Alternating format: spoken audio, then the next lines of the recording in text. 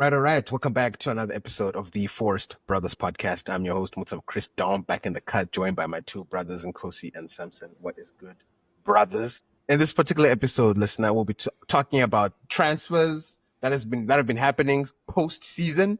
So, a lot of teams have already been active in the market. We've seen a lot of players move around. So yeah, we're just going to do a little roundup of that as a way to just keep you updated in case you've not been following from what's happened in the last few weeks here. So you know what, I'm actually going to hand it to Nkosi to kind of kick us off in terms of like some of the big transfers that have occurred within the last few weeks, because we've heard a few names get thrown around. We've seen a lot of things happen. There's still a lot of like uncertainty on some players. So yeah, definitely a lot to kind of chat about here, but we'll talk about some of the big signings that have happened so far. So over to you, Nkos. Aware, Mr. Motza. Listener, we'll primarily focus on what we'd call the traditional top six here in the EPL. I'll start off with just going through the list. Some of these are confirmed, signed, or like we're kind of seeing them head towards like signing happening or something going to potentially happening in the next coming weeks or so. So starting off with, I'll just list them off and then we'll just talk about them as a whole. I'll just go through like all the six clubs. The one we won't have any players for is Tottenham Hotspur. We'll particularly talk about them getting rid of their championship winning manager for potential a new manager called Thomas Frank. And then when we look at Arsenal have been linked with Benjamin Sesko. There's a deal on the table for Zubamendi, Martin over from Sociedad. If you're watching the Nations League final, you could have seen that he scored a goal, even though it was a tap in, like a certain CR7. When you look at apparently they've also been linked with, according to reliable sources, Fabrizio Romano. They've also been linked with Rodrigo. He might be walking into the door there at the Emirates. Gabriella signed a new contract. When we get to Man City, they signed Tierney Reinders from AC Milan today. They also signed Ryan Nuri from Wolverhampton Wanderers, as well as Cherky as well has landed at Man City. Good signings there. We'll talk about them. And then when we get to Manchester United, as we've all seen, they've been in a back and forth the last couple of weeks with Brentford for Buemo. I think it's a price issue. I think they'll get it over the line. They've already done the Matthias Cunha deal from Wolves, and we hear that Victor Gyökeres is also on their radar. That's one of the strikers that they're potentially looking at. When we get to Liverpool, the biggest one potentially of the summer, according to reliable sources, it could break the transfer record in terms of like the price that it could break the Caicedo price. Florian Wirtz, it could be a game changer for Liverpool.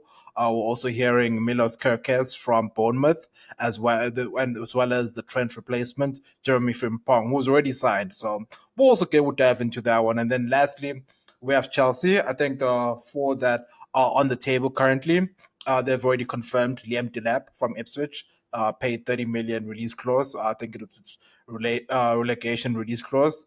They're on a deal speaking to AC Milan right now for Mac Mignon, as well as Jamie Bino Gittins over at Borussia Dortmund. And lastly, it's Hugo Ekitike from Eintracht Frankfurt. So there's like a price difference there as well. So those are like the main top six sides in the Premier League in terms of like potentially who they may sign this upcoming summer. We're currently speaking right now, early week of June. This could potentially change. There could be more names added to these lists. So right now, we'll just talk on the information that we have, honestly. Yeah, no, I think that's been a lot of transfers here. So what, let's start with Arsenal actually, because there's the big story about Zubimendi happening there, and some of the signings, Rodrigo, as you said, Nkosi, about him potentially coming over. You said Gabriel just signed a new contract. So, and Arsenal, I'm sure you're tired of being second place all the time, and I'm sure this is the season where I believe Arteta has to really, really prove himself and do something meaningful. Like, I think from what you've said to me, this is his last shot, Samson, right? I don't know if you can agree or disagree with that point, but I feel like a lot of people feel like this is his last shot. So he has to really do what he has to do with these signings. So yeah. Now, what are your thoughts on, first of all, Zubamendi and some of the ongoing transfer talk that's happening around Arsenal? I'll just start by saying whatever Arteta wins will not be enough for the outers. He could win FA Cup and league in the good. Like, where's the Champions League? That's just how the outers work. But in terms of where Arsenal's at with the transfers, I believe Zubimendi has been done for some time in terms of the agreement between the club and the player and the two clubs. He had a minimum release fee clause of, I think it's £51 million, and that was agreed. And the only stopping point was when he would sign. I believe the player wanted to um, leave it, until the end of the season. I believe the club also wanted the transfer to reflect in the forthcoming financial year, so starting in July, for their books. I'm not sure what they're planning. Probably planning on bringing players in, so they want the financial statements to align that way. I'm assuming. Um, so the idea was for the transfer to go through in July. Now the story that's come out this week is that Real Madrid are trying to hijack that deal. Um, I don't know if that's going to be possible. What I do know is that Real Madrid are a serious PR machine. So um, why they would put this out, I don't really know because again, um, the way I understand it, if they do hijack this deal, um, it's not like they just paid the money that Arsenal are paying and everything's rosy. Um, it's basically, sure, you pay the money, they're also going to pay you, agree with the player, and then Arsenal sue you. And Arsenal sue everyone involved because Arsenal's like, hey, that was our guy, we signed everything was agreed. And you can just come in at the last minute and, you know, do that. So legally, I'm not sure what what the ramifications would be, but that is the story that's currently out, that they are trying to hijack the deal. Um, I have a quick question though. Like, why did you guys even want Zubimendi? Because I'm just looking at his stats real quick. In this season, he played 36 matches. He only had 2 goals and 1 assist. Where is he going to improve Arsenal's game? I'm curious. I'm just curious. we're not doing goals and assists for DMs, bro. We're not. We're not doing this. Okay, we're not doing this. When Chelsea dropped that bag with Caicedo, no one said, "Hey, look at his goals and assists." No, we're not doing that. All right, that's not his job. His job is receiving the ball from the center backs and helping build up the play. And we need him because Partey, his contract is up, and by the looks of it, he's going to be a squad player at best if he stays. And I don't think he's going to stay. I don't think the plan. Actually, I don't know what the plan is with him, to be honest. But I don't think he's the preferred number one option. I think that's why Zubimendi is being pushed so hard for. And also, when you look at the way Zubimendi plays, how quickly he starts the build up from deep. The fact that he can use both feet, he engages both wings very well. Like the long balls he hits, amazing. Uh, Partey is good, but he's just not that good. This is just a level above what Thomas Partey can provide. So that's why we're signing it. Oh, okay. I think I think we also need to have a quick foray into this Partey situation because one, he's been Mr. Utility at Arsenal, and his competition at Arsenal, Jorginho, has been sold. So I would think that he's gonna be playing more often. And I take you back to the Champions League semi-final, or the Champions League game where I think Partey missed. Was it the PSG one? And it was a whole hurrah. And I'm just speaking for the fellow Forest brother here to Arsenal. Like, I thought this would be his time to grow into the role and continue to, as much as you bring competition, it's to support him, not to now eliminate him and put him on the bench. Well, let me answer that question in two parts. Thomas Partey is, I believe, 32 years old. Um, I don't know if you guys know this, but Thomas Partey has not played in 60% of the games that he's been available for in his Arsenal career. He's played less than 60% of available games during his Arsenal career. Thomas Partey also cost us about 55 million, more than we're going to pay for Zubimendi. He's, probably top five or at least in the top 10 for most expensive Arsenal transfers. And it was a release fee clause. We had to pay all of it at once. We couldn't pay in installments or anything like that. That was lump sum, just boom. So for what he costs and for what his contract has been and for how old he is, no, we cannot have him be the number one option. It makes bad financial sense to keep that guy as your number one. And this is without even mentioning the controversy that surrounded him over the last 3 years. And you guys know what I'm talking about. The outside noise, the unnamed player stories. Without even looking at that, because clearly the people in the club are not as concerned about it as the fans are. They, kind of go on with life as normal, and I'm assuming they will continue to do that until like an official convention, official, uh, you know, conviction comes. But the point is, just football wise, Thomas Partey is not worth the money that he's looking for, because apparently he's looking for a big payday because he thinks it's going to be the last big payday he gets. I don't believe he's worth that, and I don't believe any serious team would have him as the number one DM as they chase a title.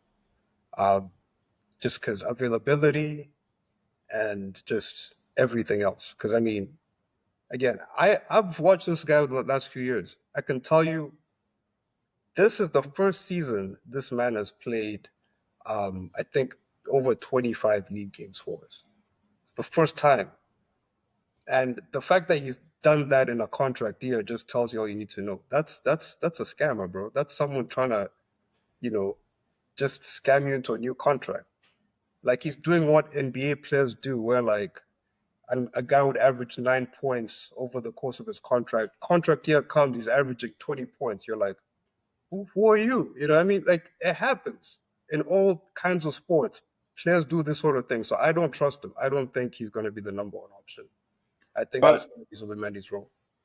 yeah, just real quick, would you say like the four players we mentioned, Kepa, Sesko, Zubimendi, and potentially Rodrigo, they close the gap to the top, or there's still other work that needs to be done in the squad? I think they probably do it because, again, I don't think the gap was that massive to begin with. I know people are going to point to the points gap with Liverpool, but I remind you that points gap existed with gaps in the squad. That wasn't just a points gap that, that was the best of the best Arsenal team that there was. I more look at the season before when we faced, that amazing Man City team and we came within 2 points. You know, if we get the signings we want, I believe the team we're going to have is going to be way better than the teams we've had so far. So, yeah, I think that will probably close the gap. And if Arteta gets those signings, then yeah, he definitely has no excuse. And yeah, he has all that he would need to compete against the top teams in the league.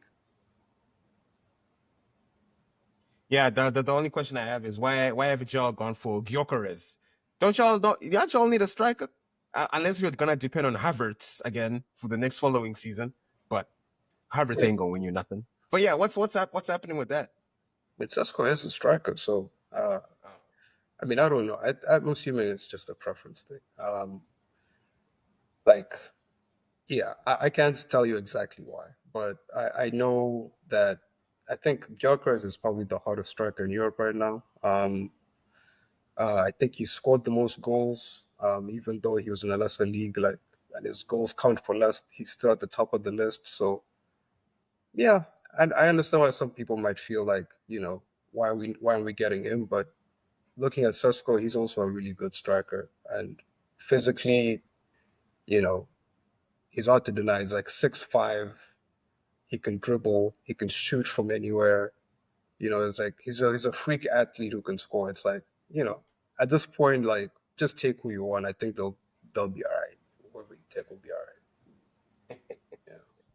Yeah, let's see. Yeah.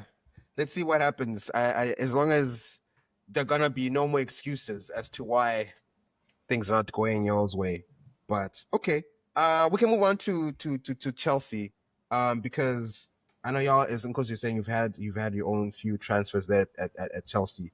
Um, I'm actually surprised y'all are still signing people, given how big your your bench is. I thought y'all had it all figured out in terms of the transfers, and you're still adding more kids to the list of kids that you have already in the stock.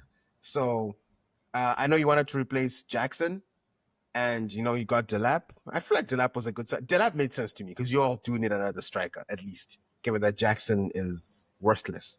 Um, all these other guys, though, I just wonder what the plan is. So, yeah, yeah, I want to hear your opinion about these Chelsea signings and why, if you feel like they're necessary, or if it's just more Chelsea hoarding of young talent. I'd say they very much needed because I'll throw this analogy at you, but in that when you run a business, the CEO that gets you to 1 million is not the CEO that will get you to 100 million to 1 billion. It's a journey thing. So when you go embark on this journey, it's more or less Jackson and his friends. Madueka here, he's he's available on the market as well. Those players have gotten us to where we're at today, but to take us to the next level, to close the gap at the top echelons of Premier League and Champions League, we need to up the level. They're not the players. We've given them 2 years. The way they celebrated winning the Conference League, that is not the mentality of a team that is supposed to be challenging at the top levels of European football. So I truly believe that the Enzo Maresca and his coaching staff listened to the Forest Brothers podcast because we identified the key areas where Chelsea was supposed to improve. Firstly, the goalkeeper position. He is now the first one to throw Robert Sanchez under the bus. Well, that's why he wants to bring in Mike Mignon, who is 30, who goes against the whole principle of the transfer policy. So now bringing in Mike Mignon, you see now you're leveling up. I hear that uh, Graham Potter's interested in him. We can send him to him. He's available, Robert Sanchez. So now we level up. You need a world class goalkeeper to take you to the next level. I'm still waiting for the center back. There's been some names thrown around. I think we still need one there. And then we have Andre Santos coming in. And then the other players that I mentioned, Liam Delap is to support the striker as well, because I don't think Liam Delap and Jackson are going to do it for the whole season. I think Liam Delap and Jackson will be like the second striker, possibly like we mentioned Hugo Ekitike. That's the number one preference. I think the stumbling block is the price there. He's an ex PSG guy that I think the club know very well. That's why they're attacking the situation there. They really want to bring him in. And then with Bino Gittins, it's a very interesting one in the sense that it's a lot of, I'd say, Man City influence because he also came through the Man City Academy. So that's why they're interested in him. Joe Shields has been pushing that narrative. Liam Delap also came from the Man City Academy, plus Palmer, plus Tosin, plus Romeo Lavia. So they're kind of reforming that Man City team at Chelsea, which is a good thing. I remember mentioning the talent Bino Gittins on this podcast a few years ago, saying to you guys, watch out for this kid. Now you're going to see more of him. I don't know, like, I think he's quite a talent, but of course, I'll say he's quite a talent. I think you guys will have to see him. But I think we're starting to identify the key areas where we need to level up. I think once we maybe sort out the center back, and I would also like to mention Arsenal as well. I'd like to thank them. They took Kepa off our hands. We're very grateful for that. So shout out to the Gunners. We gave you Kepa. If there's anyone else you're interested in our for sale list as well, you'll definitely. So Muta, as I mentioned, like you will see a lot of outgoings, like your Desasis and them and all these other guys, because it goes back to what I mentioned to you. These players are good to take you to some sort of stability, to take you to get into the top four. But to move up the places in the Premier League, you need a higher level of players. Because you remember the time when I take it back to a time when Liverpool thought they could win the league with Karius and all of these other guys. The moment Klopp realized that Karius won't do it, what did he do? He brought in Allison. What happened the following season? They won the league, and then I think the following season they won the Premier League, the Champions League, and I think it was the Champions League, and then the Premier League. So you see, there's always that adjustment. Look at Arsenal; they realized that Ramsdale is not going to win them the league, so they went to Raya. So you start to move up and realize that you need players at that level to take you to the next level because both Sanchez, you've already seen that they can't do it. So you need to up level your talent across the board. And I truly believe that we're moving in the right direction. I just need to make sure that all five of the players that I'm kind of targeting all get signed, and then maybe we can definitely cement our place in the top 4 or 5 next season. Wait, who did you say the other Chelsea targets? So we've signed Delap. Uh, with since we got rid of Sancho, it's Bino Gittins, Hugo Ekitike at Eintracht Frankfurt, and it's Mike Maignan. I still haven't heard much. Well, I can't say there is a center back, but I'm not going to mention him because there's like been 3 that have been linked, but I haven't heard any concrete offers on those ones. It's going to be maybe after the Club World Cup where we sort of attack the situation there regarding a center back. Right now, I think we're mainly focused on getting Bino Gittins and Maignan over the line and then go to the Club World Cup, reassess the squad, and then after that we look at because there's also think about this. There's other players coming in. Your Dario Sugos are coming in. Kendrick Pyers is coming in. Estevan Willian is coming in. Those are already other players that also need to be integrated. So I think there'll definitely be more transfers done post Club World Cup. And I think maybe centre back could be one, and maybe the centre forward could be one that's potentially looked at. Yeah, I feel like Chelsea's too many sometimes, kids. Chelsea fans mention these players that are coming in, and I'm like, we're never going to see that brother. Yeah. We're never going to see that brother play football. Andre Santos, I actually have faith because he played well in France, but these other guys, man, Kendrick Pires, Esteval, I'm like, hey, man. Okay, Hey, Kendrick Pyers and Estevar, I can go on a limb and say that those two will be in the Premier League squad this year. Those okay, two I can vouch for. Asugo, I think he'll go to Strasbourg, okay, so, and Amugu will go to Strasbourg. okay, Amugu, I've never heard that name before. Who are these people? I feel like you made that up. I'm telling you, Who the hell is Amugu? Amugu came from Saint Etienne in January. He's a midfielder. I have no idea what that. Okay, yeah, Kendrick Pires, Esteval, I think those are wingers, right? Uh, Estevar's a right winger. I think Kendrick Pyers is more of a number 10, but he can also play on the wing. Okay, okay. Yeah, because I was just trying to wonder, like, with the signing of um, Bino Gittins, obviously, okay, you're saying he's replacing Sancho, but what are the names that are going out? Because Sancho's gone already, but Yeah, who else is going out? Like, is but it gonna be Madueke? Is it going to be I'd say Madueke, what is from it? from what I understand and according to reliable sources, players such as Madueke and Jackson are potentially on the market for the right price.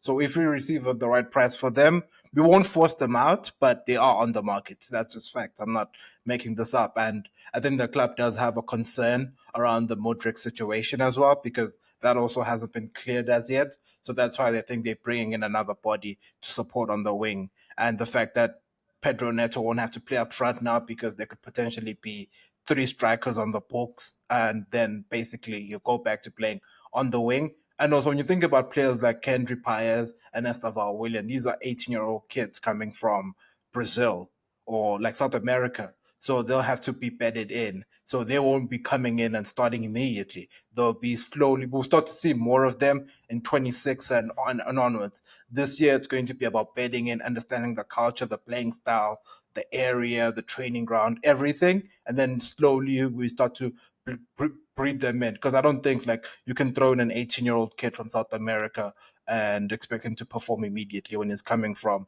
playing for Palmeiras and the Copa Libertadores. Now you're expecting him to be shining on a Tuesday night in the Champions League. So I think there's room around some of these guys, like in terms of them developing into the team. I don't think it'll be immediate that we see them, but we'll have to wait and see there. So it's funny to me when Mangoro throws out some young talent that is going to shock the world, and they would never hear about that player again. I need to go back to some previous episodes from previous years. I know there were some guys, Mangoro's like, watch this space. This kid gonna be a star. And then they Uh, just disappeared into the darkness. I will say that when we signed these guys, there were two players that I mentioned, and I truly had faith in them. One of them was Romeo Lavia, and the second one was Malo Costa. Those are the ones I mentioned. These other ones I'm not gonna speak on, like Bo, Dario Sugo and stuff. I don't know much about them, but like I can safely say that next year we're going to see the best of someone like Esteval William and Kendrick Pyers. Those two I can vouch for. The other ones, I don't know. Like that's beyond me. I will be there, my guy. We'll be there. And we'll remember this episode. We'll come back. Yeah, let's shift gears to one of the big ones, Man City. As you were saying, Mangorino, they signed the Rangers, they Mhm. signed Turkey, and they've signed Aitnuri from Wolves. And they also signed a few guys in January, if you guys remember. So Man City have really spent money in the last, first 6 months of the year. Um, I even heard a joke like, "Oh, City have already replaced. They already have a replacement for who's that? Vardio. You know, there's already competition for Vardio. So I don't know. I feel like they've been. It sounds like they're good. I Nuri really showed us last season why he's good at his job, and I can see him playing at Man City. I can see him doing well. So let me ask Samson. Given what you saw from Man City last season and these transfers, does it make you quiver? Like, damn, City's about to kill it again. They're gonna be back to their old form of known with these transfers. How do you feel about them? Yeah, I mean, I'd say these are definitely some really good transfers. Not necessarily quiver. I think um, there'll definitely be more of a title race next season. I definitely see like I mean, we still have to wait and see how Chelsea's window goes because forget Chelsea were in the race until about in December. So um, we have to see how their window goes, and we have to see how. Um, yeah, okay, yeah. I think those will be the four teams, but I think I'm expecting at least a 4 to 3 team title race, no matter what. And I think Man City will definitely be in there. Will they go all the way? I'm still not so sure because again, what made Man City special when they went? Was it 3 in a row, 4 in a row? I forget what the number, but when they were on that run, it was the KDB Haaland combo. And actually, more than anything, was KDB because Haaland was really just there for the one season, right? It was KDB the other seasons. So if you're telling me Reinders or Turkey is the KDB replacement, that's a little harder to sell, because I still think we haven't seen the Man City stars who are there right now turn up for their team the way KDB turned up in previous seasons. I haven't seen any of them put the team on their back the way KDB did in previous seasons. So I wouldn't say they're dead on like, oh yeah, they're definitely winning the league. But yeah, I do think they will challenge. I think the amount of attacking talent that they've assembled, they're gonna destroy most teams. I think, yeah, there's gonna be like 4 or 5 teams that are gonna destroy like 70% of the league. It's gonna be 4-0s, 5-0s, crazy, crazy goals like that against most teams for them. And then when they come up against Liverpool, Arsenal, Chelsea, you know, the traditional top six, and maybe the Aston Villas, you'll see them struggle a little bit more because again, it looks like they're going for basically all-out attack type of style. So yeah, I think they'll do well, but I don't think that they're necessarily guaranteed to win anything because I still think we need to see some stars emerge, some new stars emerge from that group. So yeah, With City, I think just to add on to that point, I think the one missing piece potentially, if they bring in the right back from Juventus, I forget his name, or Livramento, who's been linked. I think Yeah. that would definitely. Pardon? Is it Cambiaso? Yeah, Cambiaso. If they either go for either one of those options, plus the ones we've mentioned, plus the fellas that came in January, I think they'll definitely be up there. I think it'll be about now what they prioritize in terms of like the league versus Champions League, because I think this is going to be the year where potentially England now see an opportunity where they could think they could go far because they have five teams in the Champions League as compared to the other countries, and they feel that the Champions League sort of now is at I'd say an open point. Fine, Barca and Real are strong, and then apart from that is what it's PSG. The Italian teams are sort of like on the decline. Like we've seen Inter be obliterated, like in terms of like the manager walked out and things like that. So the English teams, I believe that they think that they could have a chance, especially if they have like three or four teams challenging at the highest level. So with City, it's about mainly squad management. And if the forgotten players that were MIA last season, such as Foden, Grealish, Doku, Savinho, if they come to the forefront and actually perform the season, City could potentially be strong and be in that three or four team title race that you mentioned, Samson. Yeah. Yeah, I guess we'll have to see. And I wonder if they have other new prospects because, like, I wonder if they're gonna like who else they're gonna nab out there. I'm curious to see because it's just so funny as well how we're no longer hearing anything about the charges and they've racked up. I think I saw a stat that said they've spent already like 450 mil Yeah. on these new transfers. I'm like, That's this year alone, like since Jack. yeah, Yeah. that's crazy. Yeah. Yeah. Before sales, even, because you can't even tell me any significant sales they've made since then. Yeah. I see a lot of criticism online these days as well about Pep. People keep saying, "Oh, Pep doesn't actually develop players; he just buys guys that are already made," and now that's affecting his status. Like, how can you be the goat if you've never developed somebody? And I don't know if I buy into that argument. Like, hey, listen, the man is still cooked. It doesn't really matter. At the end of the day, others can come in and fail, but he's done it. So, it is what it is. So that's how I feel about it. I don't know. I'm sure Samson, you feel like he can't be the GOAT just because because of that. I mean, But I wouldn't say you can't. It's just that, it does put an asterisk. It's like, are you sure if we plucked any other manager in history and just put them in your situation, they wouldn't have thrived, because Pep's situations are pretty like can't miss if you think about it. You know, a young Messi dropped into your lap in your first gig. You go to a trouble winning Bayern your next gig. Your fourth and your third gig is in unlimited money in the Premier League. I mean, it's like, all right, you have to be good, sure, but I'm just saying, it's not like he had to like struggle at any point, really. So, but yeah, I still give him props. He's still definitely at minimum top two, I'd say for sure. I'm not sure who's first, but yeah.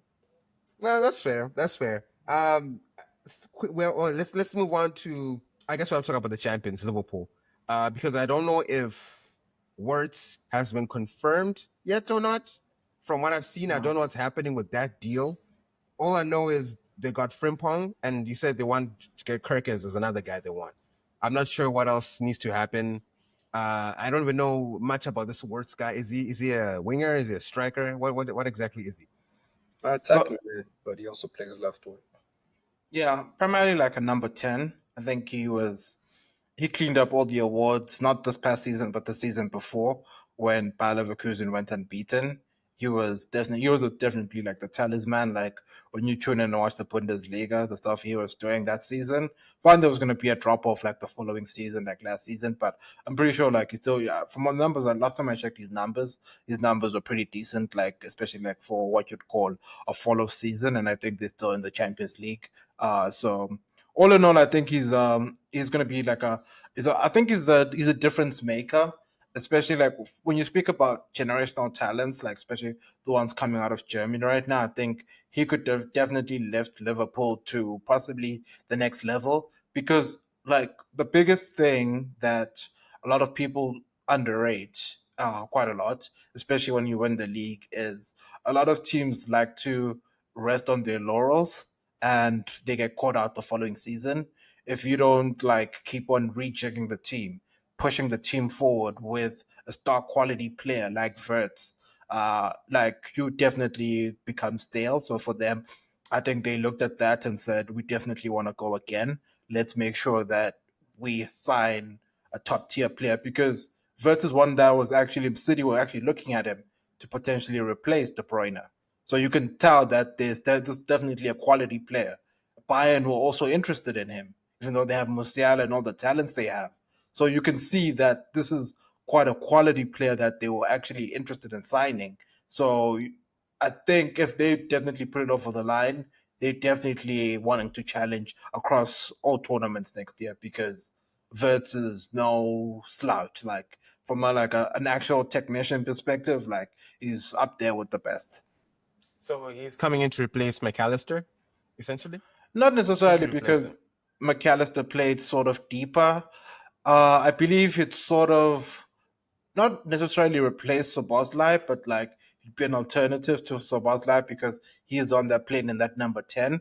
Or he'd play on the left, given that there's talk that Ruben Diaz, I'm sorry, not Ruben, Luis Diaz could potentially leave or continue playing up front because they don't have a striker, not unless they sign another striker. So I think there's fluidity there in the sense that he could play on the left, he could play in the number 10. So it's just providing a different option. Gakpo has also been linked with the move to Bayern. So it kind of, I think there's definitely options there. Like, because they also don't even have a forward. Now Nunez has been linked with the move outside of the club this summer. So it's definitely going to be a lot of movement there. I think once they sign like Verts, there'll definitely be options to look at other players in other areas to see who else has to move out and who they can potentially bring in because I still think that they lack like a center forward, like someone who can put the ball in the back of the net. As much as they have Salah and the other guys, they still need that focal point. You can't play Luis Diaz 38, 50 games, including Champions League and the Cups, up front and expect him to score 29 goals. Do you guys think that they could potentially end up with Gyökeres? I don't see it. I like for Liverpool. I don't see it. I don't think he would suit them, and I also think something about Gyökeres and his play style and the way he's kind of shot up to stardom is very reminiscent of Nunez. Um, and that wound is very fresh. So I don't think Liverpool would go for that. I think what Liverpool would go for is a player like Isak, or I think Ekitike was one that was mentioned. Um, Basically, like a more rounded type of, a type of leader forward, a guy who can play on the wing, play up top, link up play, all that stuff. Not just a pure finisher, because yeah, they probably feel like that sort of player just doesn't fit in their system. So And also like the links to like Nun I mean to Jokeres just aren't there for them. Like he's more linked to the other clubs like Arsenal, Chelsea and United rather than being linked to Liverpool right now.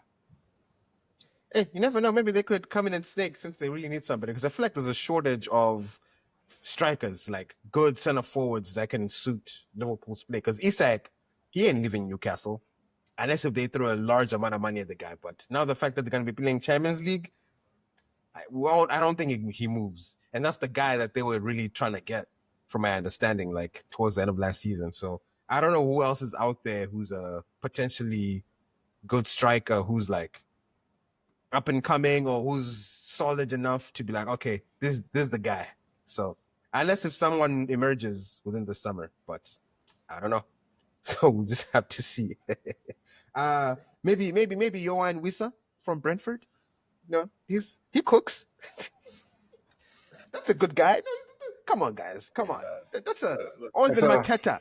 stop, no, stop, come on, man. stop. Come on. Both those guys just stop. You Liverpool fans would be upset with you for saying that. I just feel like I'm Yeah, cooking. to be fair, I wouldn't be like if I was a Liverpool fan, I wouldn't be bad at Boehm. I think Boehm would be a good fit, especially if you're getting Verts. The money makes sense. You get it for like 60, 70. You get Verts, he can play everywhere across the front line. That would make sense, but I don't think they're gonna go for it. I think they want superstars. So y'all don't think Wissa is good enough for Liverpool? No, he's not. He doesn't have the name. And he's not good enough. I feel like this is unfair. I think Even Mateta's he's No. proved himself. Also not good enough. they're both better than Jota, but yeah, they just lack the reputation. Give him the reputation. Give him a season there. That's how you create a reputation. What happened to that? What happened to just like getting someone from a lower position and lifting them up into superstardom? What happened to that? I missed that old football. I've actually had a thought about this. I think it's all the money. I think the Premier League have it. I think that's the short answer because I think you have a lot of players who are at these clubs, from 15th to 8th or 15th to 7th. We have a lot of these players who really they should be playing off. They should be coming off the bench at top 6 clubs. That's their talent level, and that's what traditionally they would have been doing. But the Premier League money has gone up so much that 15th through 8th has so much money that the players are just like, well, I can't say no to this. I have to go there. So, case in point, Bueno was going to go to Manchester United, 15th place. He was a target for Arsenal to be a backup to Bukayo Saka, but United is offering him 250,000 a week and a starting role. A mid-table team, that kind of money, like, what is he going to do? Say no? That's crazy. So it's just there's too much money in the Premier League. I think that's the problem. Man, even taking Watkins from Aston Villa, like, come on. There's so many good strikers in the Prem that they could actually like grip. Yeah. Like the three that I just mentioned. These are not bad guys. Yeah. So Yeah, that's true. yeah, they're out there. I don't wish like we signed Watkins. I would love Watkins at Arsenal because especially he's an Arsenal fan. It would cost us like 40 mil. As a backup option, I'd love it, but I just don't like Arsenal. They just don't spend money like that. Like once we sign Sesko, that's our striker. We're not signing another striker for 3 years. I guarantee you. It's just how we do business, unfortunately. But I wish, because that's really how it should be, in my opinion. Yeah, it's unfortunate. But anyway, Man United, we do have to, since we just started talking about Mbuemo, they already signed Cunha, which, you know what, I respected that. Cunha was a great, what, Cunha would have actually worked very well in Liverpool. Yeah. I feel like if they bought Cunha, I'd have been like, I get that. That makes sense. So, yeah, the fact that United got their hands on Cunha, kudos to them. Fantastic guy, fantastic player. They're working on the Mbuemo. It's just funny because in the other episode we talked about how Man United are gonna be broke, and here they are, about to spend. I mean, the Mbuemo deal isn't over yet, and I don't know who else they're attached to. Earlier before we already spoke about how they've released Ericsson, or these are free agents that are leaving the club. Ericsson, who are the two guys? Johnny Evans. Evans and Lindelof. I was actually joking with some United fans. I was like, you guys couldn't sell these guys for like a little package deal, 10 million somewhere. Like, just get a little money back in the club, just letting them go for free. But anyway, so it seems like, some people are now leaving. And I don't know, in terms of like, United fans have been telling me like, hey, in terms of being broke, we're broke operationally, but we've got money transfer wise because of all these other things. I don't know the mathematics or how these things work. I don't trust United fans when it comes to money and United. So I do want to hear you two guys' perspective about United's financial, because we had a big episode where it was like, hey, they lost. Where's the money gonna come from? PSR, who are they gonna buy? How much did they buy Cunha for? Was it 50? 62.5. 62? And Mbuemo looks like it's gonna cost around the same, if I'm not mistaken. Yeah. So we're looking at already like 110 mil on those two guys. And they wanna and Bruno is not leaving anymore. It sounds like Bruno is staying. I haven't really heard much chatter about Mainu being sold. I know that Ganacho it is it's on the outs, but I haven't heard about any teams that are interested in buying Garnacho. I know Rashford really wants to go to Barca. It's Barca or bust for Rashford. I don't think Barca buys him. Unfortunately, maybe they do, maybe they don't. I doubt it though. So I haven't really heard about any interest from other clubs for United players, unless it's maybe it's still too early for that to happen. But by now, you think you'd hear some rumblings. So anyway, just based off of that and the project that Amarim has to do, and the fact that Ange was also fired for how bad his season was, Amarim had a bad season too, and he's still staying on. So in light of all that, what is going on here? Where's this money coming from? So basically, they don't have Europe at all next year. So I think they're kind of pushing this narrative of let's sign these guys early so that they can be in the club and working with the new manager. And then we can negotiate rates because we tell the public we don't have money. I was listening to a podcast where Paul Barber, the CEO of Brighton, was talking about this in the fact that when you look at teams and when you look at teams, especially when it comes to transfer dealings, if you at any point sell players, say for example, United were to sell Rashford, Garnacho, and Mainu each for 40 million, that's 120 million on the balance sheet. Now, when they go to Brentford with 120 million, Brentford know that they have 120 million. Brentford can say they want 100 million because they know they have that money. Whereas it's easier to negotiate now when you sort of seem like you're in a position of desperation and you can negotiate the price. Now, if you have a whole bank of money at any point down the line, it makes it much harder. So I think they're going down that approach of starting early and trying to negotiate. And also the fact that if they dilly dally and try to sell players, that could potentially be in August. All their transfer targets could have moved elsewhere. So that's why I think they're trying to attack this situation now. And also the fact that I think how they can do this, it's also very bizarre to me, like how they can sign players given their financial situation. I think also it's the fact that this whole trying to balance the books, you get given a whole period of 12 months to do it. It's not like you have to do it within this summer. And that if you don't do it, there'll still be January. They can still move people out in January and things like that. But then also we're hearing things like Inter potentially interested in bailing them out for Hoyland for like 40 million. We're hearing things like Anthony, since Leverkusen has signed Ten Hag, he'd potentially be interested in him. They could bail them out there. And then you look at also Betis also interested in retaining his services, so they could be bailed out on those two. So you could now see that there's not they're going to make their money back, but they could potentially break even on those two players.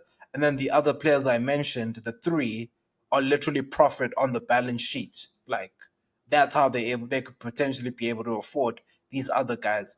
It's a lot of like I'd say clever accounting that they're doing because they're looking at like mainly the academy players because the academy players are the ones that are going to be able to generate the most amount of money to fund the next sales. And also the fact that they said everyone's for sale. So we could potentially see the whole defense be sold just because they decided to buy strikers. So I don't know. We'll have to wait and see. And see. I think the people there at Old Trafford, maybe they know what they're doing. That's why they're doing it this particular way.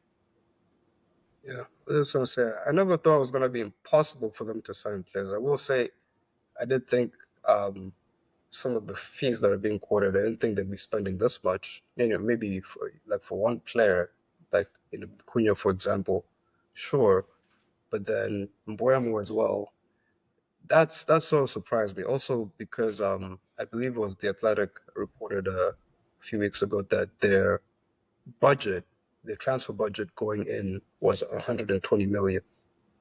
So just going off the report, that means that these two players would have used up their transfer budget, and anything else would have to come from sales.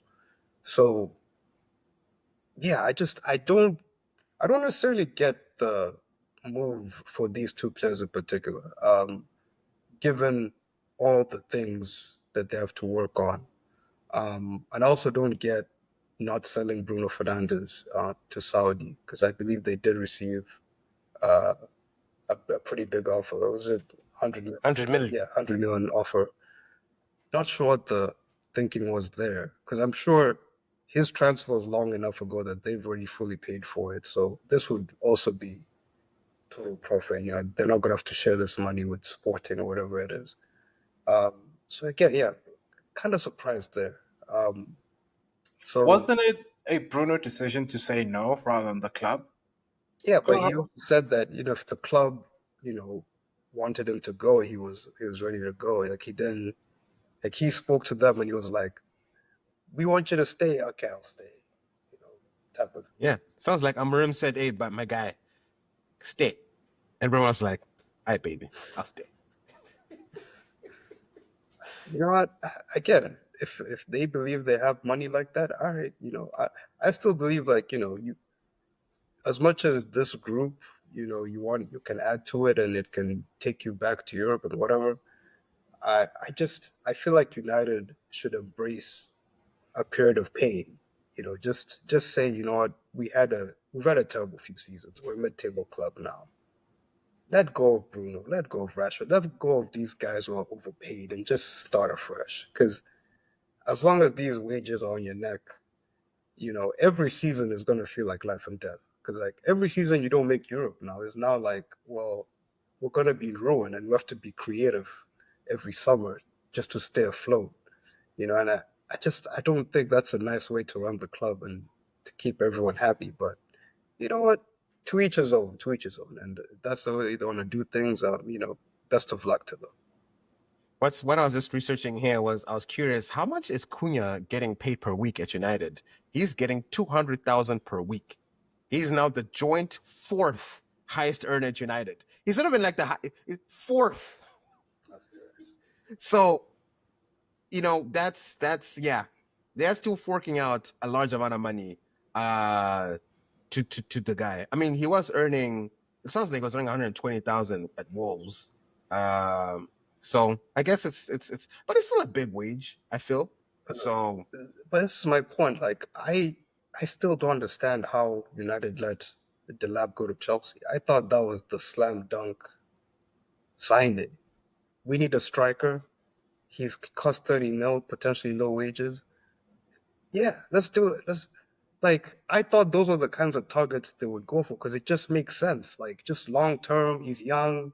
Like get young players on cheap wages.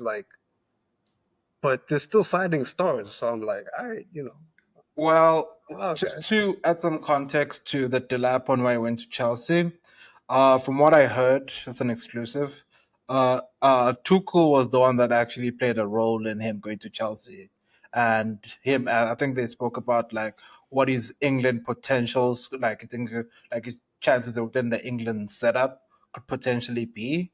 And I think Tuchel said, "I'll have a better option to pick you when you're at Chelsea rather than at United." I don't know. Maybe Tuchel doesn't rate United players that much. I think in his last few call ups, I think he hasn't called up any United players. So kind of begs the question to see. And also the fact that I think I heard that players like Cole Palmer and Romeo Lavia, as well as Maresca, who was Delap's manager in the youth team at City, did speak to him prior to making the move. So I think there were more things pushing him towards Chelsea because his mates were there. He had scored a lot of goals in the PL2 team under Maresca, whereas United, like, they're in turmoil currently. So I think he looked at that and he was like, I don't know if potentially that could happen for me there. That was a logical and the smartest choice at the end of the day. Only one who made a Look, smart decision, yeah, in my opinion.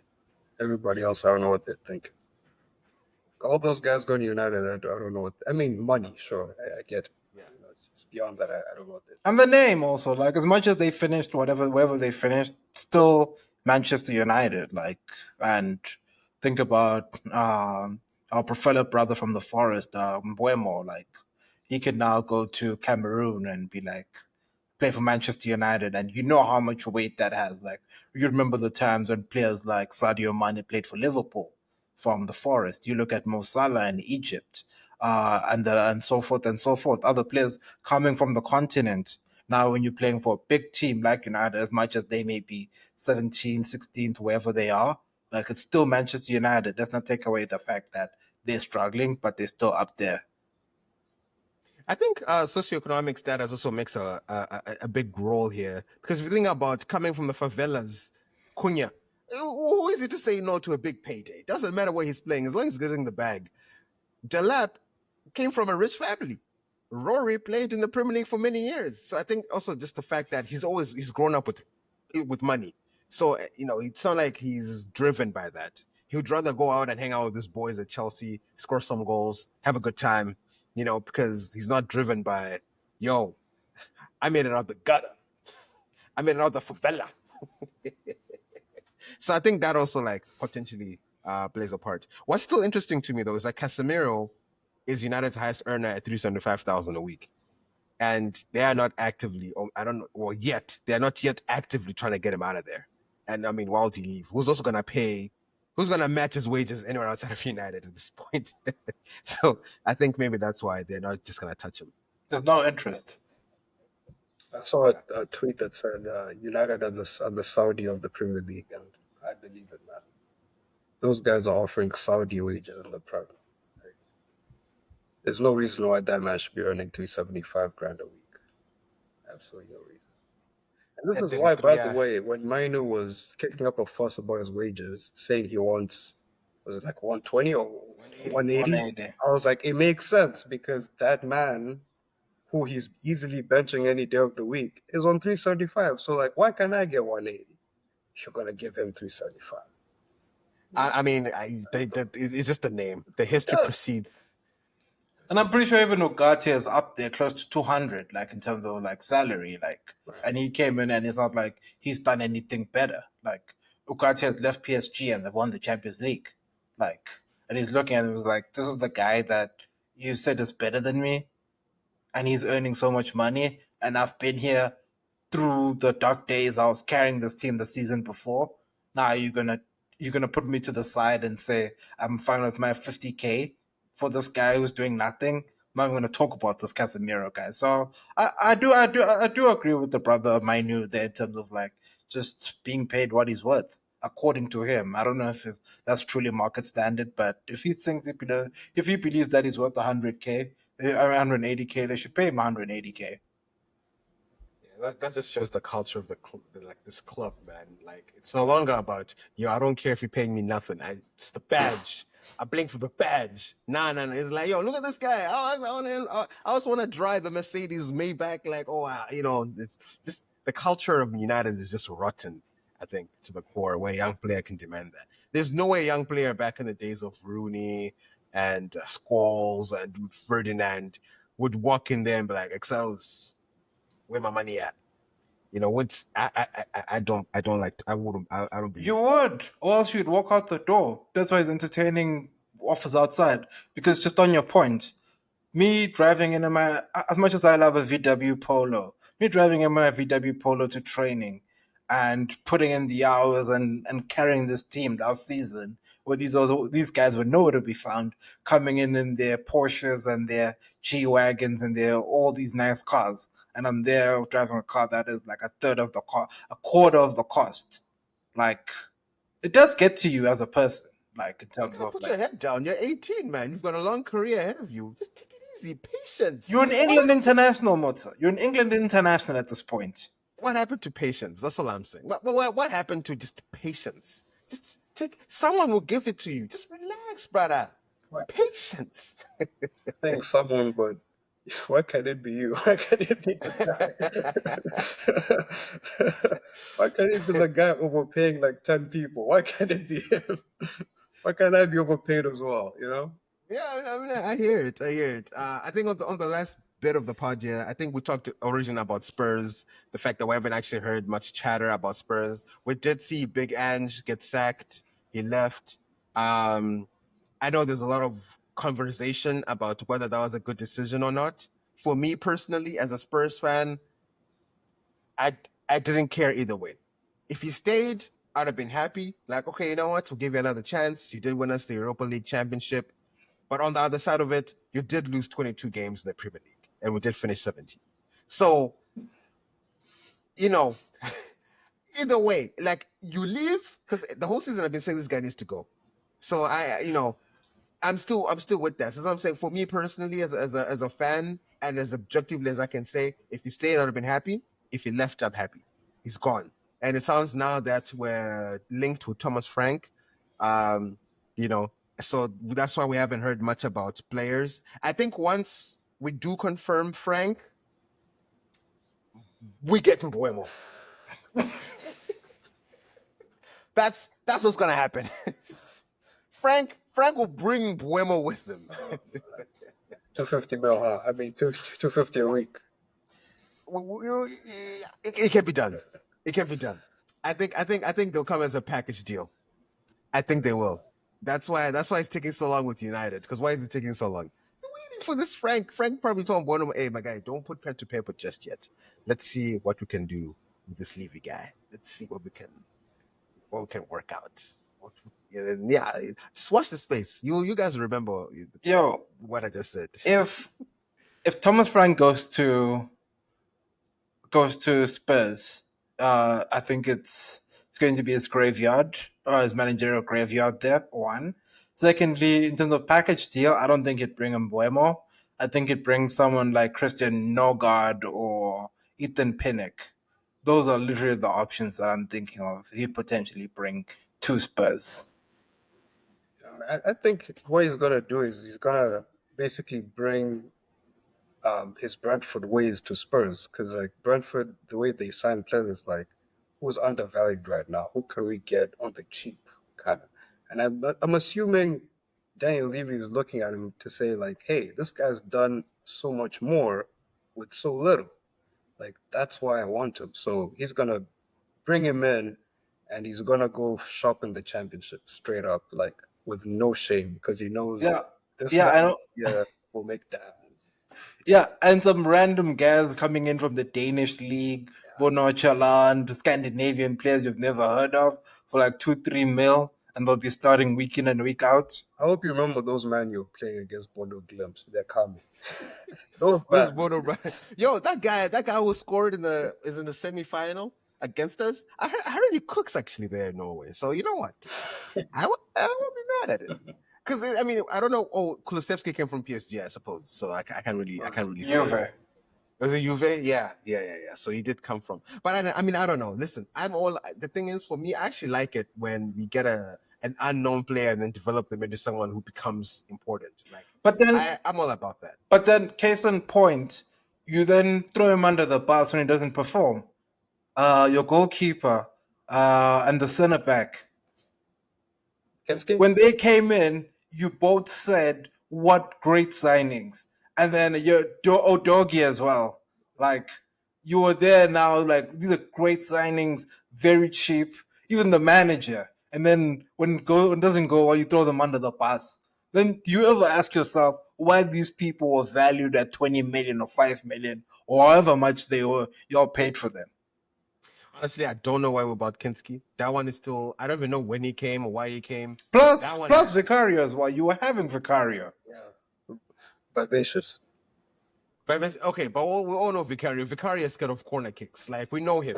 Like he has nightmares about corner kicks and set pieces. Like that's not our guy, man. And then Kinski just has slippery fingers. So eh, we don't win either way. But I feel like with someone like Thomas Frank, maybe Flecken is gone already. Damn, I was gonna say maybe we can bring Flecken, but Wait, I think where did he go again?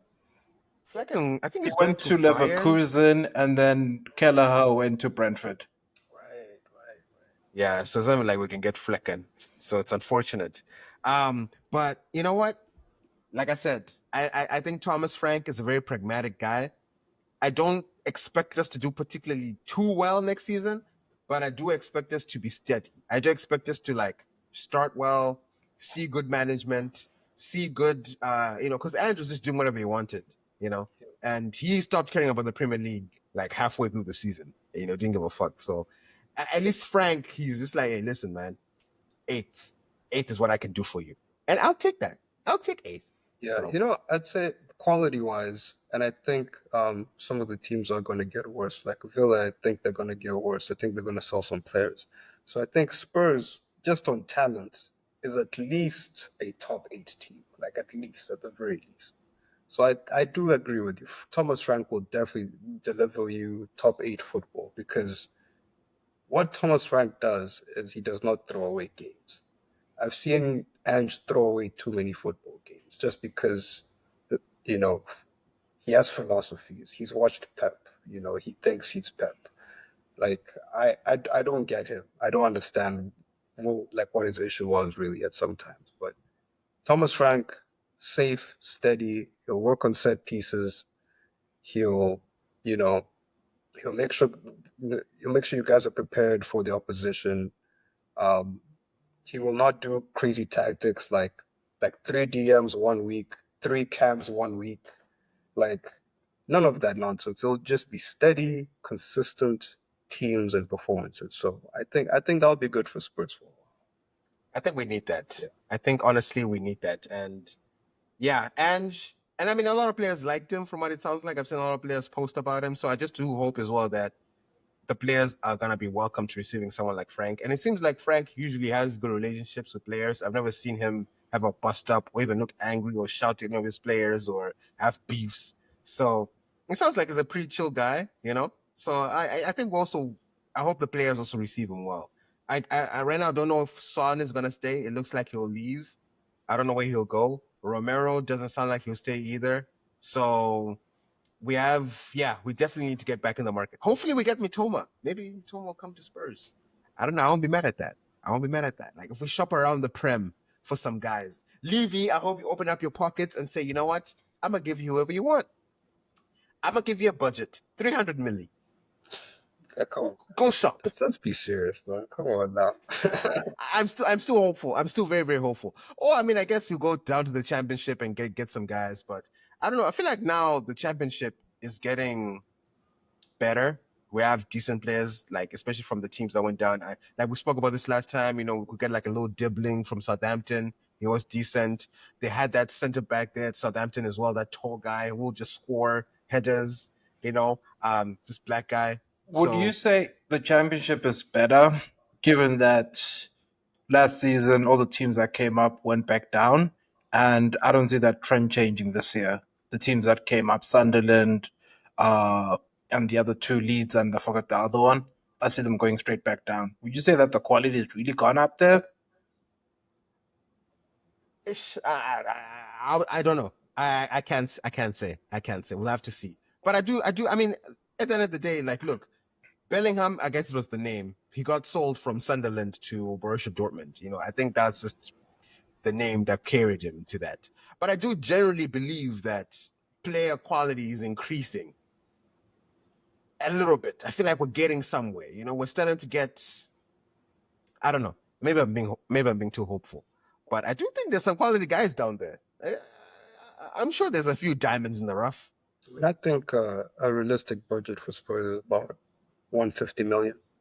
Just because I don't think you guys are gonna sign like anybody who's worth like 80 mil or 60, 70 mil. I think it's gonna be guys worth 40, 30 to 40, maybe 50, and maybe five guys. So yeah, about 150 million. I think that's the working budget.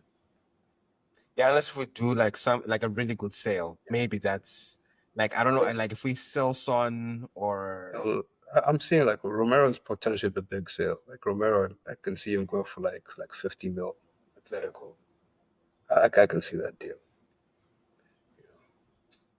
That's a man who was made to play for Atletico Madrid. I can't see any other team he played for. It's just he's perfect. yeah, he is perfect for that, isn't he? And he'll cook. He'd cook over there. Go So enjoy your mall first day.